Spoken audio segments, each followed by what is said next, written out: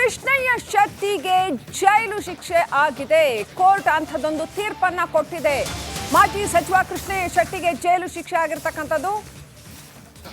ಬ್ಯಾಂಕ್ಗೆ ವಂಚನೆ ಮಾಡಿದ ಪ್ರಕರಣದಲ್ಲಿ ದೋಷಿ ಅಂತ ಕೋರ್ಟ್ ತೀರ್ಪು ಕೊಟ್ಟಿದೆ. ಜನಪ್ರತಿನಿಧಿಗಳ ನ್ಯಾಯಾಲಯ ಈ ಆದೇಶವನ್ನ ಕೊಟ್ಟಿದೆ. ಕೃಷ್ಣಯ್ಯ ಶೆಟ್ಟಿ ಸೇರಿ 4 ದೋಷಿಗಳು ಅಂತ ನ್ಯಾಯಾಲಯ ಆದೇಶವನ್ನ ಕೊಟ್ಟಿದೆ. ಕೃಷ್ಣಯ್ಯ ಶೆಟ್ಟಿ, MTV ರೆಡ್ಡಿ, ಮುನಿರಾಜು, ಶ್ರೀನಿವಾಸ್ ತಪ್ಪಿತಸ್ಥರು ಅಂತ ಕೋರ್ಟ್ ಆದೇಶ ಕೊಟ್ಟಿದೆ. 2012ರಲ್ಲಿ ಬ್ಯಾಂಕ್ಗೆ ವಂಚಿಸಿದ್ದ ಪ್ರಕರಣ ಇದು. ಏನಿದು ಪ್ರಕರಣ ಅಂತ ನೋಡ್ತಾ ಹೋಗೋದಾದ್ರೆ, ಬಾಲಾಜಿ ಕೃಪಾ ಎಂಟರ್ಪ್ರೈಸಸ್ನ ಮಾಲೀಕ ಕೃಷ್ಣಯ್ಯ ಶೆಟ್ಟಿ ಇವರೀಗ ಈ ವಂಚನೆ ಪ್ರಕರಣದಲ್ಲಿ ದೋಷಿ ಅಂತ ಕೋರ್ಟ್ ತೀರ್ಪು ಕೊಟ್ಟಿದೆ. 1993ರಲ್ಲಿ ಗೃಹ ನಿರ್ಮಾಣಕ್ಕೆ ಸಾಲ ಕೊಡಿಸುವ ಭರವಸೆ ಕೊಟ್ಟಿದ್ರು. PTS, KSRTC, BSNL, ITI, HAL, BML, ADE ಸಂಸ್ಥೆಗಳ ಸಿಬ್ಬಂದಿಗೆ ಸಾಲದ ಭರವಸೆಯನ್ನ ಕೊಡ್ತಾ ಇದ್ರು. 181 ಮಂದಿಗೆ 7.17 ಕೋಟಿ ರೂಪಾಯಿ ಸಾಲ ಕೊಡಿಸೋದಾಗಿ ಹೇಳಿ ವಂಚನೆ ಮಾಡಿದ್ದಾರೆ. ನಕಲಿ ದಾಖಲೆ ಸೃಷ್ಟಿಸಿ ಲೋನ್ ಪಡೆದ ಆರೋಪ ಕೂಡ ಇವರ ಮೇಲಿದೆ. 3.53 ಕೋಟಿ ಸಾಲ ತೀರಿಸಿಲ್ಲ ಅಂತ ಆರೋಪ ಮಾಡಲಾಗಿದೆ ಇವ್ರ ಮೇಲೆ. CCI ಆರೋಪ ಮಾಡಿದೆ. ಇನ್ನಷ್ಟು ಅಪ್ಡೇಟ್ ಪಡ್ಕೊಂಡು ನಾವು ಪ್ರತಿನಿಧಿ ನಾಗರಾಜ್ ಕನೆಕ್ಟ್ ಆಗಿದ್ದಾರೆ. ನಾಗರಾಜ್, ಮಾಜಿ ಸಚಿವ ಕೃಷ್ಣಯ್ಯ ಶೆಟ್ಟಿ ದೋಷಿ ಅಂತ ಕೋರ್ಟ್ ತೀರ್ಪು ಕೊಟ್ಟಿದೆ. ಈಗ ಒಂದು ಏನಿದು ಪ್ರಕರಣ ಅನ್ನುವಂಥದ್ದು ಇನ್ನಷ್ಟು ಡೀಟೇಲ್ಸ್ ಕೊಡಿ. ಎರಡನೇದು, ಮುಂದೇನಾಗಬಹುದು? ಶ್ರೀಲಕ್ಷ್ಮಿ, ಏನು ಜನಪ್ರತಿನಿಧಿಗಳ ವಿಶೇಷ ನ್ಯಾಯಾಲಯ ಮಾಜಿ ಸಚಿವ ಕೃಷ್ಣಯ್ಯ ಶೆಟ್ಟಿ ಮೇಲೆ 2012ರಲ್ಲಿ ಒಂದು ಪ್ರಕರಣ ದಾಖಲಾಗುತ್ತೆ. ಆ ಒಂದು ಪ್ರಕರಣಕ್ಕೆ ಸಂಬಂಧಿಸಿದಂತೆ ದೋಷಿ ಅಂತೇಳಿ ಒಂದು ತೀರ್ಪನ್ನ ಕೊಟ್ಟಿರ್ತಕ್ಕಂಥದ್ದು. ಹೀಗಾಗಿ ಅವರು ಜೈಲನ್ನ ಸೇರ್ಬೇಕಾದಂತ ಅನಿವಾರ್ಯತೆ ಇರತಕ್ಕಂಥದ್ದು. ಅಲ್ಲದೆ ಏನು ಶಿಕ್ಷೆ ಪ್ರಮಾಣ ಇನ್ನಷ್ಟೇ ಪ್ರಕಟ ಆಗ್ಬೇಕಾಗಿದೆ. ಹೀಗಾಗಿ ಅವರು ಇವತ್ತು ಹಾಜರಾಗಿದ್ರು. ಇಲ್ಲಿ ನೇರವಾಗಿ ಜೈಲಿಗೆ ಹೋಗುವಂಥದ್ದು. ಅಲ್ಲದೆ ಮಧ್ಯಂತರ ಈ ಒಂದು ಏನು ಜನಪ್ರತಿನಿಧಿಗಳ ವಿಶೇಷ ನ್ಯಾಯಾಲಯದ ಅರ್ಜಿ ಇದೆ, ಇದನ್ನ ಆದೇಶ ಇದೆ, ಇದನ್ನ ಪ್ರಶ್ನೆ ಮಾಡಿ ಅವರು ಹೈಕೋರ್ಟ್ಗೆ ಮೇಲ್ಮನವಿಯನ್ನ ಸಲ್ಲಿಸಬಹುದು. ಆದ್ರೆ ಇಲ್ಲಿರ್ತಕ್ಕಂಥ ಪ್ರಶ್ನೆ, ಈ ಒಂದು ಪ್ರಕರಣದ ಹಿನ್ನೆಲೆಯನ್ನ ನೋಡೋದಾದ್ರೆ, ಏನವರು ಈ ಹಿಂದೆ ವಸತಿ ಮತ್ತೆ ಮುಜರಾಯಿ ಸಚಿವರಾಗಿದ್ದಾಗ ಅವ್ರ ಮೇಲೆ ಪ್ರಕರಣ ದಾಖಲಾಗುವಂಥದ್ದು. ಏನು ಅವರು ಬಾಲಾಜಿ ಎಂಟರ್ಪ್ರೈಸಸ್ ನ ಮಾಲೀಕರಾಗಿರ್ತಾರೆ. ಆ ಸಂದರ್ಭದಲ್ಲಿ ಸುಮಾರು 187 ಜನ, ಅವರು BMTC ಇರ್ಬೋದು, KSRTC ಇರ್ಬೋದು, ಈ ನೌಕರರು ಎಕ್ಸಿಸ್ಟೆನ್ಸ್ ಅಲ್ಲಿ ಇಲ್ದಂತ ನೌಕರ ಒಂದು ಡಾಕ್ಯುಮೆಂಟ್ಸ್ ಅನ್ನ ಗಾಂಧಿನಗರದ SBI ಬ್ಯಾಂಕ್ಗೆ ಕೊಟ್ಟು ಸುಮಾರು 7 ಕೋಟಿಗೂ ಅಧಿಕ ಹಣವನ್ನ ಲೋನ್ ರೂಪದಲ್ಲಿ ತೆಗೆದುಕೊಂಡಿರ್ತಾರೆ. ನಾವು ಇವ್ರಿಗೆ ಮನೆಗಳನ್ನ ಕಟ್ಟಿಸ್ಕೊಡೋ ವಿಚಾರವಾಗಿ ಲೋನ್ ತೆಗೆದುಕೊಡ್ತೀವಿ ಅಂತ ಹೇಳಿ. ನಂತರ ಅದು ಆಡಿಟ್ ಆಗುತ್ತೆ. ಅದಾದ ಬಳಿಕ ಅಧಿಕಾರಿಗಳ ಗಮನಕ್ಕೆ ಬರುತ್ತೆ, ಇದೆಲ್ಲವೂ ನಕಲಿ ದಾಖಲೆಗಳನ್ನ ನೀಡಿದ್ದಾರೆ ಅಂತೇಳಿ. ಈ ಹಿನ್ನೆಲೆಯಲ್ಲಿ 2012ರಲ್ಲಿ ಇದ್ರ ಬಗ್ಗೆ ಒಂದು ಪ್ರಕರಣ ದಾಖಲಾಗುತ್ತೆ. ಆಗ ಏನು ಕೃಷ್ಣಯ್ಯ ಶೆಟ್ಟಿ ಅವರು ವಸತಿ ಮತ್ತೆ ಮುಜರಾಯಿ ಇಲಾಖೆಯ ಸಚಿವರು ಕೂಡ ಆಗಿರ್ತಾರೆ. ಆಗ ಪ್ರಕರಣ ದಾಖಲಾದಾಗ ಮೊದಲಿಗೆ ಹೈಕೋರ್ಟ್ ಏಕಸದಸ್ಯ ಪೀಠದಿಂದ CBI ತನಿಖೆ ಮಾಡಬಾರ್ದು ಅಂತ ಹೇಳಿ ಒಂದು ಸ್ಟೇ ಅನ್ನ ತೆಗೆದುಕೊಳ್ತಾರೆ. ಆದ್ರೆ ಇದನ್ನ ಪ್ರಶ್ನೆ ಮಾಡಿ CBI 2012ರಲ್ಲಿ ಒಂದು ಇದಕ್ಕೆ ಹೈಕೋರ್ಟ್ ವಿಭಾಗೀಯ ಪೀಠಕ್ಕೆ ಹೋಗುತ್ತೆ. ಹೈಕೋರ್ಟ್ ವಿಭಾಗೀಯ ಪೀಠ ಏನು ಒಂದು ಏಕಸದಸ್ಯ ಪೀಠ ಕೊಟ್ಟಿದ್ದಂತ ಸ್ಟೇ ಅನ್ನ ತೆರವುಗೊಳಿಸಿ ಆದೇಶವನ್ನ ನೀಡುತ್ತದೆ. ನಂತರ CBI ಒಂದು ಪ್ರಕರಣದಲ್ಲಿ ತನಿಖೆಯನ್ನ ಚುರುಕುಗೊಳಿಸಿ ತನಿಖೆಯನ್ನ ಪೂರ್ಣಗೊಳಿಸಿ 3.3 ಕೋಟಿಯಷ್ಟು ಹಣವನ್ನ ಕೃಷ್ಣಯ್ಯ ಶೆಟ್ಟಿ ಪಾವತಿ ಮಾಡದೆ ವಂಚನೆ ಮಾಡಿದ್ದಾರೆ. ಅಲ್ಲದೆ ಸಾಕಷ್ಟು ಏನು ಇವರು ಲೋನ್ಗೆ ನೀಡಿದಂತ ದಾಖಲಾತಿಗಳಿದ್ವು. ಕೆಲವು ನೌಕರರದ್ದು ಅವ್ರು ಯಾರು ಎಕ್ಸಿಸ್ಟೆನ್ಸ್ ಅಲ್ಲೇ ಇಲ್ಲ ಅನ್ನೋ ವಿಚಾರವನ್ನ ಒಂದು ಚಾರ್ಜ್ ಶೀಟ್ ನಲ್ಲಿ ಉಲ್ಲೇಖ ಮಾಡಿ ನ್ಯಾಯಾಲಯಕ್ಕೆ ಚಾರ್ಜ್ ಶೀಟ್ ಅನ್ನ ಸಲ್ಲಿಕೆ ಮಾಡುವಂತದ್ದು. ಆ ಚಾರ್ಜ್ ಶೀಟ್ ನ ದೀರ್ಘವಾದಂತ ಒಂದು ವಿಚಾರಣೆ ನಡೆಸಿ ಇವತ್ತು ಜನಪ್ರತಿನಿಧಿಗಳ ನ್ಯಾಯಾಲಯ ಈ ಒಂದು ಪ್ರಕರಣದಲ್ಲಿ ಕೃಷ್ಣಯ್ಯ ಶೆಟ್ಟಿ ಸೇರಿ 3 ಏನು ಅಪರಾಧಿಗಳೆಂದು ಘೋಷಣೆ ಮಾಡಿರ್ತಕ್ಕಂಥದ್ದು. Srilakshmi, thank you Nagaraj ಡೀಟೇಲ್ಸ್ಗಾಗಿ.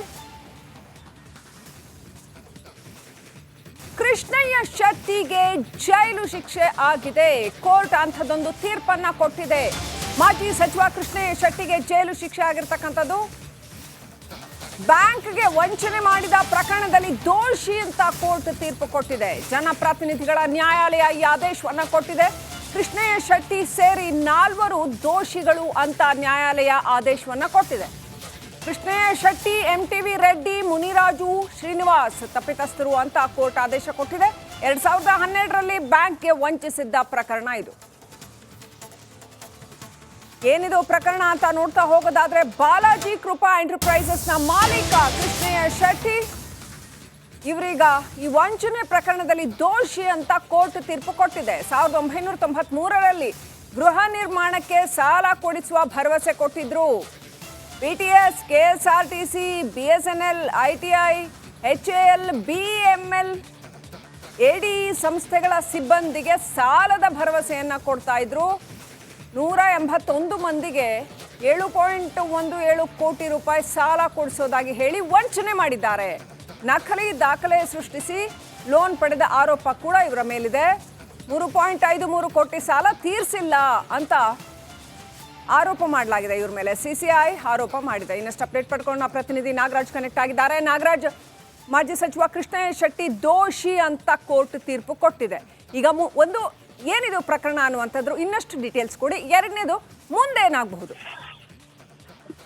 ಶ್ರೀಲಕ್ಷ್ಮಿ, ಏನು ಜನಪ್ರತಿನಿಧಿಗಳ ವಿಶೇಷ ನ್ಯಾಯಾಲಯ ಮಾಜಿ ಸಚಿವ ಕೃಷ್ಣಯ್ಯ ಶೆಟ್ಟಿ ಮೇಲೆ 2012ರಲ್ಲಿ ಒಂದು ಪ್ರಕರಣ ದಾಖಲಾಗುತ್ತೆ. ಆ ಒಂದು ಪ್ರಕರಣಕ್ಕೆ ಸಂಬಂಧಿಸಿದಂತೆ ದೋಷಿ ಅಂತೇಳಿ ಒಂದು ತೀರ್ಪನ್ನ ಕೊಟ್ಟಿರ್ತಕ್ಕಂಥದ್ದು. ಹೀಗಾಗಿ ಅವರು ಜೈಲನ್ನು ಸೇರ್ಬೇಕಾದಂತ ಅನಿವಾರ್ಯತೆ ಇರತಕ್ಕಂಥದ್ದು. ಅಲ್ಲದೆ ಏನು ಶಿಕ್ಷೆ ಪ್ರಮಾಣ ಇನ್ನಷ್ಟೇ ಪ್ರಕಟ ಆಗ್ಬೇಕಾಗಿದೆ. ಹೀಗಾಗಿ ಅವರು ಇವತ್ತು ಹಾಜರಾಗಿದ್ರು. ಇಲ್ಲಿ ನೇರವಾಗಿ ಜೈಲಿಗೆ ಹೋಗುವಂಥದ್ದು. ಅಲ್ಲದೆ ಮಧ್ಯಂತರ ಈ ಒಂದು ಏನು ಜನಪ್ರತಿನಿಧಿಗಳ ವಿಶೇಷ ನ್ಯಾಯಾಲಯದ ಅರ್ಜಿ ಇದೆ, ಇದನ್ನ ಆದೇಶ ಇದೆ, ಇದನ್ನ ಪ್ರಶ್ನೆ ಮಾಡಿ ಅವರು ಹೈಕೋರ್ಟ್ಗೆ ಮೇಲ್ಮನವಿಯನ್ನ ಸಲ್ಲಿಸಬಹುದು. ಆದ್ರೆ ಇಲ್ಲಿರ್ತಕ್ಕಂಥ ಪ್ರಶ್ನೆ, ಈ ಒಂದು ಪ್ರಕರಣದ ಹಿನ್ನೆಲೆಯನ್ನ ನೋಡೋದಾದ್ರೆ ಏನವರು ಈ ಹಿಂದೆ ವಸತಿ ಮತ್ತೆ ಮುಜರಾಯಿ ಸಚಿವರಾಗಿದ್ದಾಗ ಅವ್ರ ಮೇಲೆ ಪ್ರಕರಣ ದಾಖಲಾಗುವಂಥದ್ದು. ಏನು ಅವರು ಬಾಲಾಜಿ ಎಂಟರ್ಪ್ರೈಸಸ್ ನ ಮಾಲೀಕರಾಗಿರ್ತಾರೆ. ಆ ಸಂದರ್ಭದಲ್ಲಿ ಸುಮಾರು 187 ಜನ ಅವರು BMTC ಇರ್ಬೋದು, KSRTC ಇರ್ಬೋದು, ಈ ನೌಕರರು ಎಕ್ಸಿಸ್ಟೆನ್ಸ್ ಅಲ್ಲಿ ಇಲ್ದಂತ ನೌಕರ ಒಂದು ಡಾಕ್ಯುಮೆಂಟ್ಸ್ ಅನ್ನ ಗಾಂಧಿನಗರದ SBI ಬ್ಯಾಂಕ್ಗೆ ಕೊಟ್ಟು ಸುಮಾರು 7 ಕೋಟಿಗೂ ಅಧಿಕ ಹಣವನ್ನ ಲೋನ್ ರೂಪದಲ್ಲಿ ತೆಗೆದುಕೊಂಡಿರ್ತಾರೆ. ನಾವು ಇವ್ರಿಗೆ ಮನೆಗಳನ್ನ ಕಟ್ಟಿಸ್ಕೊಡೋ ವಿಚಾರವಾಗಿ ಲೋನ್ ತೆಗೆದುಕೊಡ್ತೀವಿ ಅಂತ ಹೇಳಿ. ನಂತರ ಅದು ಆಡಿಟ್ ಆಗುತ್ತೆ. ಅದಾದ ಬಳಿಕ ಅಧಿಕಾರಿಗಳ ಗಮನಕ್ಕೆ ಬರುತ್ತೆ ಇದೆಲ್ಲವೂ ನಕಲಿ ದಾಖಲೆಗಳನ್ನ ನೀಡಿದ್ದಾರೆ ಅಂತೇಳಿ. ಈ ಹಿನ್ನೆಲೆಯಲ್ಲಿ 2012ರಲ್ಲಿ ಇದ್ರ ಬಗ್ಗೆ ಒಂದು ಪ್ರಕರಣ ದಾಖಲಾಗುತ್ತೆ. ಆಗ ಏನು ಕೃಷ್ಣಯ್ಯ ಶೆಟ್ಟಿ ಅವರು ವಸತಿ ಮತ್ತೆ ಮುಜರಾಯಿ ಇಲಾಖೆಯ ಸಚಿವರು ಕೂಡ ಆಗಿರ್ತಾರೆ. ಆಗ ಪ್ರಕರಣ ದಾಖಲಾದಾಗ ಮೊದಲಿಗೆ ಹೈಕೋರ್ಟ್ ಏಕಸದಸ್ಯ ಪೀಠದಿಂದ CBI ತನಿಖೆ ಮಾಡಬಾರ್ದು ಅಂತ ಹೇಳಿ ಒಂದು ಸ್ಟೇ ಅನ್ನ ತೆಗೆದುಕೊಳ್ತಾರೆ. ಆದ್ರೆ ಇದನ್ನ ಪ್ರಶ್ನೆ ಮಾಡಿ CBI 2012ರಲ್ಲಿ ಒಂದು ಇದಕ್ಕೆ ಹೈಕೋರ್ಟ್ ವಿಭಾಗೀಯ ಪೀಠಕ್ಕೆ ಹೋಗುತ್ತೆ. ಹೈಕೋರ್ಟ್ ವಿಭಾಗೀಯ ಪೀಠ ಏನು ಒಂದು ಏಕಸದಸ್ಯ ಪೀಠ ಕೊಟ್ಟಿದ್ದಂತ ಸ್ಟೇ ಅನ್ನ ತೆರವುಗೊಳಿಸಿ ಆದೇಶವನ್ನ ನೀಡುತ್ತದೆ. ನಂತರ CBI ಒಂದು ಪ್ರಕರಣದಲ್ಲಿ ತನಿಖೆಯನ್ನ ಚುರುಕುಗೊಳಿಸಿ ತನಿಖೆಯನ್ನ ಪೂರ್ಣಗೊಳಿಸಿ 3.3 ಕೋಟಿಯಷ್ಟು ಹಣವನ್ನ ಕೃಷ್ಣಯ್ಯ ಶೆಟ್ಟಿ ಪಾವತಿ ಮಾಡದೆ ವಂಚನೆ ಮಾಡಿದ್ದಾರೆ. ಅಲ್ಲದೆ ಸಾಕಷ್ಟು ಏನು ಇವರು ಲೋನ್ಗೆ ನೀಡಿದಂತ ದಾಖಲಾತಿಗಳಿದ್ವು. ಕೆಲವು ನೌಕರರದ್ದು ಅವ್ರು ಯಾರು ಎಕ್ಸಿಸ್ಟೆನ್ಸ್ ಅಲ್ಲೇ ಇಲ್ಲ ಅನ್ನೋ ವಿಚಾರವನ್ನ ಒಂದು ಚಾರ್ಜ್ ಶೀಟ್ ನಲ್ಲಿ ಉಲ್ಲೇಖ ಮಾಡಿ ನ್ಯಾಯಾಲಯಕ್ಕೆ ಚಾರ್ಜ್ ಶೀಟ್ ಅನ್ನ ಸಲ್ಲಿಕೆ ಮಾಡುವಂತದ್ದು.